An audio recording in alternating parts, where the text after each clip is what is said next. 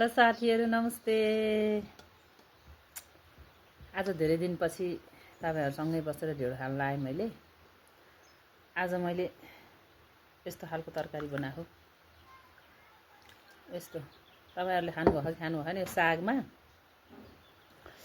पिठो राखेर मरमसलाहरु हालेर सागमा पिठो राख्नेलाई पलो राख्ने भनेर भन्छ का। त्यसरी बनाएको यो तरकारी अनि टमाटरको चटनी अनि यहाँ खुर्सानी। अब यो खुर्सानीलाई टक्कै यही तरकारीमा मिचेर यसरी खानी। अनि कुरो के गर्न मन लाग्यो भन्दा कुरो चुनाव आयो नि त हैन फागुन 21 मा। अब 1 महिना नि छैन।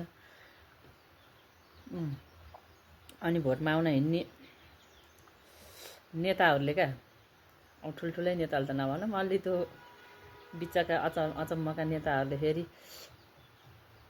भोटमा आउने बेला त आफ्नो पार्टीको एजेन्डा विकासका काम यसो गरौँला उसो गरौँला हुन नसकेका कामहरू हामीले गरौँला यसरी तपाईले भोट दिनुस् भन्दै माग्दै हिँड्ने होला नि त। गरेन नगरेन क्या फलानु नेता यस्तो ढिस्कानु नेता यस्तो बोल्ने शैली फेरि कस्तो नि।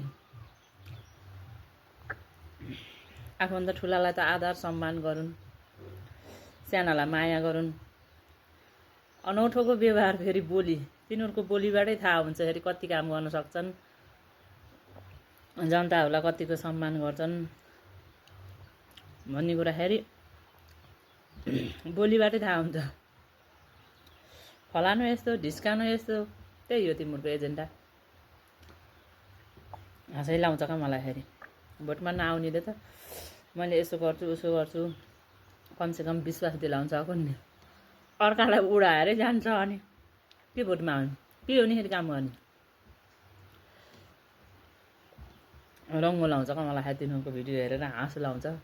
एकछिन हाँस्छु नि बुझ्ने मान्छेले त बुझ्छ नि यार यतिको मान्छेले गर्छ यतिकालाई दिन पर्छ भन्ने कुरा त जनताले बुझिहाल्छन् नि। अर्को नेतालाई उडाएर त कसैले पनि भोट दिनेवाला छैनन्।